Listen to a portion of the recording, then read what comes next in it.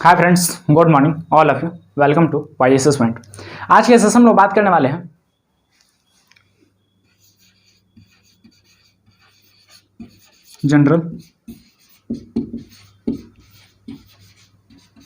General biology का एक तो मोस्ट इम्पोर्टेंट टॉपिक्स जो हम लोग के शरीर में 30% होता है, 70% पानी होता है और 30% क्या होता है आप लोग समझ सकते हैं, रक्त, ब्लड। ठीक है, हम लोग का मोस्ट इम्पोर्टेंट टॉपिक्स है ब्लड।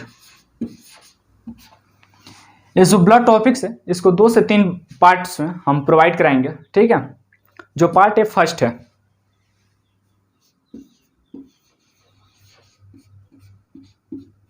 ये जो ब्लड है इसको 2 से 3 पार्ट्स में प्रोवाइड कराएंगे। जो पार्ट 1 है और जो ब्लड है वैसे पढ़ाएंगे जैसे एक ठो नींबू की निचोड़ होती है। ठीक है, बस आप लोग समझ सकते हैं। आज सबसे पहले हम बता दें कि आज ब्रदर्स डे है। सभी लोगों को हैप्पी ब्रदर्स डे। ठीक है, सभी लोगों को हैप्पी ब्रदर्स डे। ठीक है, अगर अपना भाई मानते हैं तो कमेंट सेक्शन में कम से कम हैप्पी ब्रदर्स डे तो लिख सकते हैं। ठीक है, अब सबसे पहले इसमें समझ लेते हैं कि ब्लड किसे कहते हैं, उसके बाद हम लोग समझेंगे कि ब्लड का निर्माण कहाँ होता है, ब्लड के कार्य क्या है। ठीक है, ब्लड को कितने भागों में बांटा गया, उनके कार्य क्या है, उनके जीवन काल क्या है। ठीक है, कितने भाग पाए जाते हैं, ब्लड को कितने भागों में बांटा गया, टोटल हम लोग आज के टॉपिक्स में यही डिस्कस करेंगे। ठीक है, सबसे पहले जो पार्ट 1 है इसमें हम लोग समझेंगे कि ब्लड होता क्या है, ब्लड होता क्या है। ठीक है, आज तक तो समझे होंगे कि ब्लड होता क्या है, नहीं जानते होंगे तो आज समझ लेंगे कि ब्लड क्या होता है। ठीक है, सबसे पहले समझेंगे कि ब्लड एक प्रकार का संयोजी ऊतक होता है। संयोजी ऊतक होता है। ठीक है, ब्लड एक प्रकार का संयोजी ऊतक होता है। ब्लड एक प्रकार का संयोजी ऊतक होता है।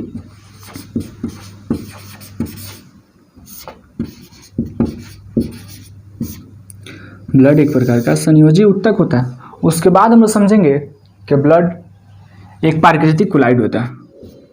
ब्लड एक प्राकृतिक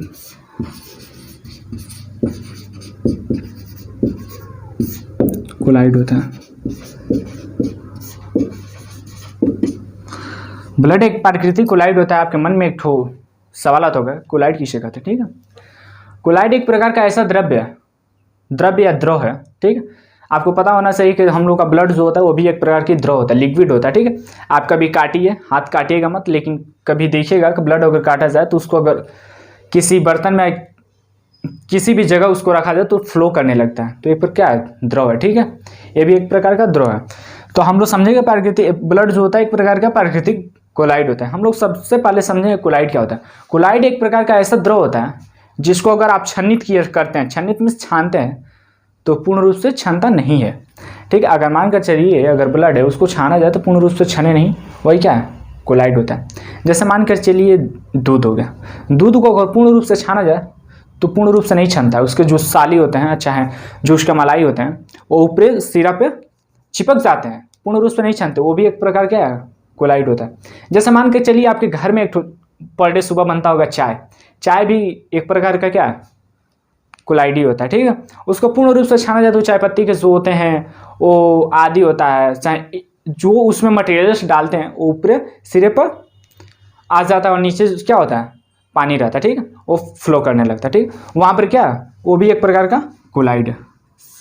ठीक है, फिर उसके बाद हम लोग समझेंगे कि ब्लड का जो पीएच मान होता है, पोटेंशियल ऑफ हाइड्रोजन, वो 7.4 होता है।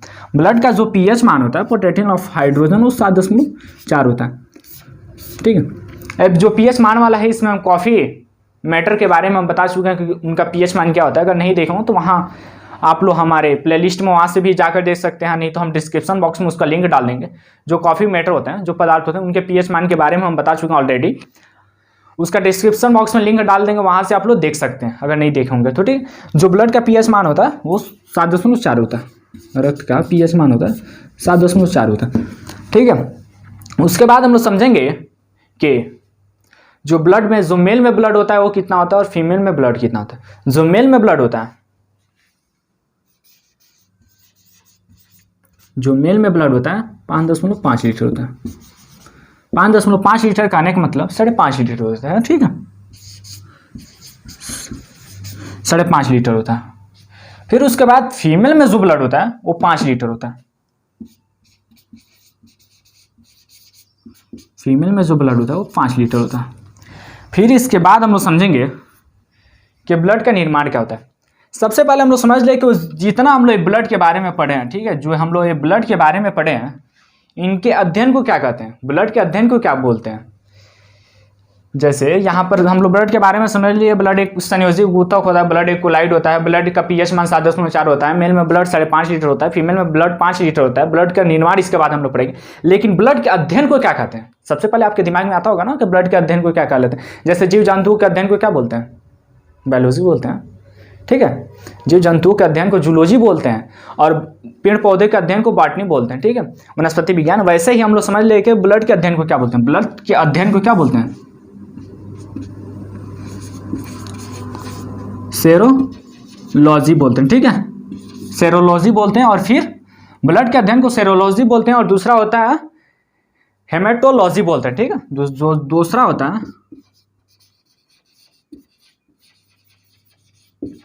ब्लड के अध्ययन को सेरोलॉजी भी बोलते हैं, और ब्लड के अध्ययन को हेमेटोलॉजी भी बोलते हैं। फिर समझ लिए। इसके बाद हम लोग समझते हैं ब्लड का निर्माण कहाँ होता है। ब्लड का निर्माण कहाँ होता है। ब्लड का निर्माण 2 जगह होता है। जब आप लोग अपने माँ के जब भ्रूण में थे, तब वहाँ पर अपने माँ के भ्रूण से वहाँ से ब्लड का निर्माण होता था, ठीक है। फिर उसके बाद जब आप लोग जैसे आप लोग जन्म लिए, ठीक है, उसके बाद जो ब्लड का निर्माण होता है, ब्लड का निर्माण वहाँ होता है, वो होता है बोन मैरो में, ठीक है। उसके बाद ब्लड का निर्माण जो होता है 2 जगह होता है। पहला होता है भ्रूण में होता है, दूसरा होता है बोन मैरो में होता है। सबसे पहले समझ लेते हैं बोन मैरो किसे कहते हैं। बोन मैरो, बोन मीन्स क्या होता है, हड्डी, और मैरो मीन्स क्या होता है, अस्थि मज्जा होता है, ठीक है। बोन मैरो, बोन मीन्स होता है अस्थि, और मैरो मीन्स होता है मज्जा, ठीक है, अस्थि मज्जा।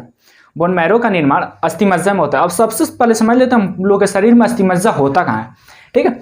जो हम लोग का शरीर है, बोन होता है, बोन के अंदर एक ठो जालीनुमा चॉकलेटी कलर का एक ठो अस्थि के बीच में उपास्थि होता है। उपास्थि नहीं, उपास्थि तो हड्डियों के ऊपर होता है, लेकिन समझते हैं वहाँ पर बोन मैरो होता है, ठीक है, अस्थि होता है। हड्डियों के बीच में जो हड्डी खोखली होती है, हम लोग हड्डी खोखली होती है, हड्डियों के बीच में अस्थि मज्जा होता है, ठीक है। वहीं से निर्माण होता है ब्लड का स्टोर, वो प्लिया में होता है। अब समझेंगे प्लिया का होता है। प्लिया जो हम लोग का पेट होता है, स्टोमच उदर गुहा, वहाँ एक ठो उदर गुहा के नीचे एक ठो प्लिया होता है जो बाईं साइड होता है, वहीं पर ब्लड बैंक होता है। भाई प्लिया को क्या बोलते हैं, ब्लड बैंक बोलते हैं। प्लिया या स्प्लीन, ठीक है, प्लिया या स्प्लीन को क्या बोलते हैं, ब्लड बैंक बोलते हैं, ठीक है। यहाँ पर देख ले डबल ही हुआ है, ये स्प्लीन को ही ब्लड बैंक बोलते हैं। उसके बाद हम लोग समझ लेते हैं कि कब्र कहाँ होता है। ब्लड का जो कब्र होता है, कब्र कहाँ होता है, कब्र उसका स्थान कहाँ होता है, ठीक है। ब्लड का जो कब्र होता है वो क्या होता है, ब्लड बैंक होता है। कब्र स्थान ब्लड बैंक होता है, ठीक है। उसके बाद हम लोग समझ लेते हैं कि ब्लड का कोलेस्ट्रॉल कितना होता है। कोलेस्ट्रॉल, ब्लड में कोलेस्ट्रॉल कितना होता है। ब्लड में जो कोलेस्ट्रॉल होता है 200 ग्राम डेसी पर लीटर होता है। ब्लड में जो कोलेस्ट्रॉल होता है 200 ग्राम डेसी लीटर होता है। ब्लड का जो कोलेस्ट्रॉल होता है 200 ग्राम डेसी लीटर होता है। उसके बाद हम लोग समझेंगे कि हीमोग्लोबिन मेल में कितना होता है और फीमेल में कितना होता है। हम लोग समझ लिए थे जो मेल में जो रक्त था उस 5.5 लीटर था, और फीमेल में जो रक्त था उस 5 लीटर था, ठीक है। उसी के अनुसार हीमोग्लोबिन ही क्या करता है, हीमोग्लोबिन ही रक्त का निर्माण करता है। हीमोग्लोबिन जो होता है रक्त का निर्माण करता है। जिसमें हीमोग्लोबिन की संख्या होगी ज़्यादा होगी उसी में रक्त का निर्माण ज़्यादा होगा, और जिसमें हीमोग्लोबिन की संख्या कम होगी उसमें रक्त का निर्माण कम होगा। इसी के अनुसार हम लोग पता लगा सकते हैं कि जो मेल में हीमोग्लोबिन होगा फीमेल की अपेक्षा ज़्यादा होगा मेल में, ठीक है, हीमोग्लोबिन। तभी तो मेल के जो रक्त था 5.5 लीटर था, और फीमेल का जो था 5 लीटर था। मेल की अपेक्षा फीमेल में कम था, तो वहाँ पर हीमोग्लोबिन भी तो फीमेल में कम होगी, ठीक है। जो हीमोग्लोबिन होता है मेल में हीमोग्लोबिन होता है, मेल में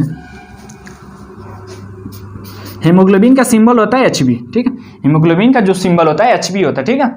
यहाँ पर जो मेल में हीमोग्लोबिन होता है वो होता है 14 ग्राम डेसी लीटर होता है, ठीक है।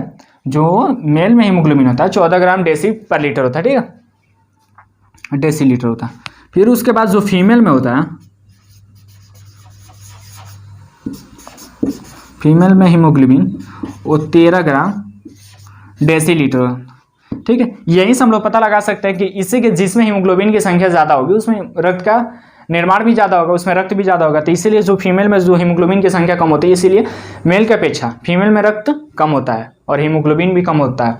ठीक है, इसके बाद हम लोग ये समझ लिए। उसके बाद हम लोग समझेंगे कि ब्लड के कार्य, जो ब्लड के कार्य, जो ब्लड के जो पहला कार्य होता है, ब्लड में जो पहला कार्य होता है वो होता है क्या?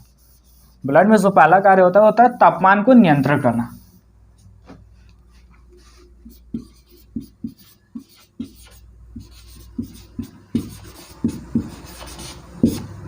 ब्लड के कार्य, इसमें जो पहला होता है तापमान नियंत्रण।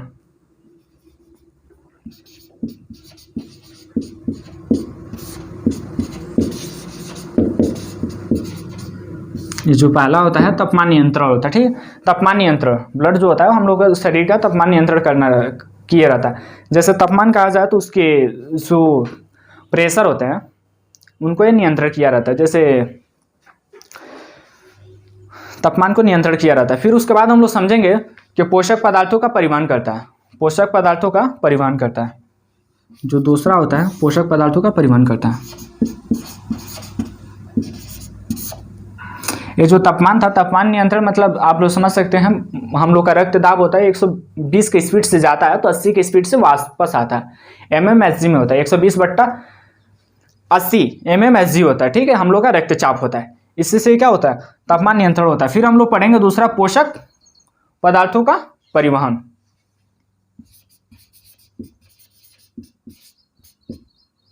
पोषक पदार्थों का परिवहन हम लोग दूसरा पढ़ेंगे, पोषक पदार्थों का परिवहन। इसमें पोषक पदार्थ जो हम लोग खाते थे उसका ट्रांसपोर्ट होता है। ठीक है, जैसे गाड़ी घोड़ा होता है, जैसे बस उसके ट्रांसपोर्ट होती है, गाड़ी और ट्रेन का ट्रांसपोर्ट होता है, वैसे हम लोग के शरीर में भी ट्रांसपोर्ट होता है। ठीक है, एक स्थान से दूसरे स्थान तक खनिज लवणों को ले जाना, यही क्या कहलाता है? ट्रांसपोर्ट कहलाता है। यहाँ पर पोषक पदार्थों का भी ट्रांसपोर्ट होता है। फिर हम लोग अगला पढ़ेंगे गैसों का परिवहन।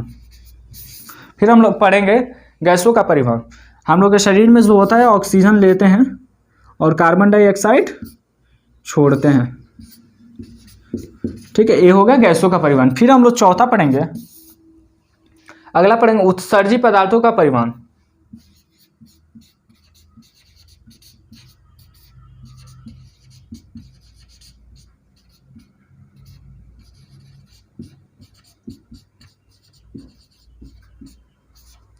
उत्सर्जी पदार्थों का परिवहन, ठीक है, ये हम लोग पढ़ेंगे। जैसे हम लोग के शरीर में जो वेस्ट मटेरियल्स होते हैं वह कैसे निकलते हैं, उत्सर्जी किन किन अंगों द्वारा निकलते हैं, ये हम ऑलरेडी एक वीडियो प्रोवाइड करा चुके हैं, उत्सर्जन तंत्र, उसमें हम बता चुके हैं। ठीक है, वहाँ पर ये उत्सर्जी पदार्थों का परिवहन, अगर वो वीडियो नहीं देखोगे इसका डिस्क्रिप्शन बॉक्स में उसका भी लिंक डाल देंगे, वहाँ से भी आप लोग देख सकते हैं। फिर उसके बाद हम लोग समझेंगे कि ब्लड को कितने भागों में बांटा गया। ठीक है, टाइप ऑफ ब्लड के प्रकार। ब्लड को दो भागों में बांटा गया, पहला होता है प्लाज्मा और दूसरा होता है रुद्राणु। ठीक है, प्लाज्मा को फिर दो भागों में बांटा गया और रुद्राणु को 3 भागों में बांटा गया। जो रुद्राणु को 3 भागों में बांटा गया उसमें पहला आता है आरबीसी, दूसरा आता है डब्ल्यूबीसी और तीसरा आता है प्लेटलेट्स। ठीक है, सबसे पहले समझ लेते हैं रक्त को 2 भागों में बांटा गया है।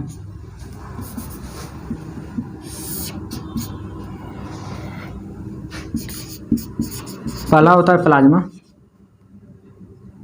प्लाज्मा हमारे शरीर में, प्लाज्मा जो होता है हमारे शरीर में 55% पाया जाता है और जो रुद्राणु होता है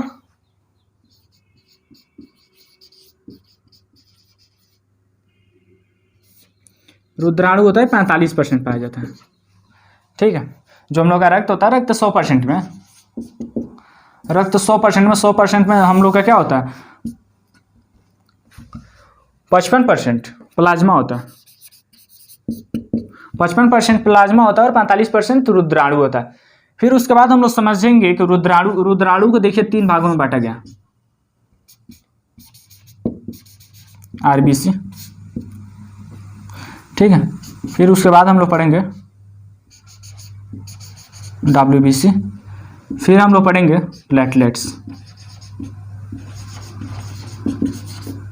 ठीक है, जो आरबीसी होता है इसका फुल फॉर्म होता है रेड ब्लड कार्पोसेल, डब्ल्यूबीसी होता है व्हाइट ब्लड कार्पोसेल और प्लेटलेट्स, ये हम लोग पढ़ेंगे एक एक करके। ठीक है, सबसे पहले हम लोग समझ लिए थे उसमें रक्त क्या होता है, रक्त एक प्रकार का कोलाइडी विलयन होता है, रक्त संयोजी उत्तक होता है, रक्त का पीएच मान 7.4 होता है। मेल में रक्त क्या होता है 5.5 लीटर होता है, और फीमेल में रक्त होता है 5 लीटर होता है। उसके बाद हम लोग रक्त का निर्माण पढ़ लेते हैं। रक्त का निर्माण 2 जगह से होता था। पहला था होता था जो आप अपने माँ के गर्भ में रहते हैं वहां पर उसके माँ के भ्रूण से वहां पर रक्त का निर्माण होता है। फिर उसके बाद जब एडल्ट हो जाते हैं, नवयुवक हो जाते हैं, वयस्क हो जाते हैं, वहां पर अस्थि मज्जा से होता है, ठीक है, बोन मैरो से होता है। उसके बाद हम लोग पढ़ लिए थे रक्त स्प्लीन, यानी रक्त स्टोर कहाँ होता है, स्प्लीन में होता है। उसके बाद हम लोग पढ़ लिए थे रक्त कब्र कहाँ होता है, ठीक है। उसके बाद हम लोग पढ़ लिए थे कोलेस्ट्रॉल, यानी कोलेस्ट्रॉल हम लोग के रक्त में 200 ग्राम डेसी लीटर होता है।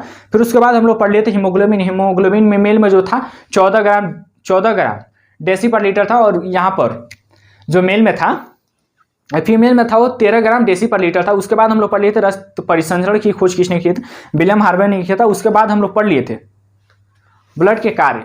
ब्लड के कार्य हम लोग 4 ठो देखे थे। पहला था तापमान नियंत्रण, पोषक पदार्थों का परिवहन और गैसों का परिवहन। उसके बाद हम लोग पढ़ लिए थे उत्सर्जित पदार्थों का परिवहन। उसके बाद हम लोग पढ़ लिए थे रक्त, ब्लड पढ़े। ब्लड को 2 भागों में बांटा गया था, पहला था प्लाज्मा और दूसरा था रुद्राणु। प्लाज्मा को 2 भागों में बांटा गया था, फाइब्रोजोनोसिस और दूसरा प्रोथ्रोम्बिन, ठीक है। और दूसरा था हम लोग का क्या, रुद्राणु। रुद्राणु को फिर 2 भागों में बांटा गया था, 3 भागों में बांटा गया था। पहला था आरबीसी, दूसरा था डब्ल्यूबीसी और तीसरा था प्लेटलेट्स। चलिए आज के लेक्चर हम लोग यहीं बंद करते थे, और जो लोग चैनल पर नए हैं तो like share subscribe and comment जरूर करें। Okay, bye bye.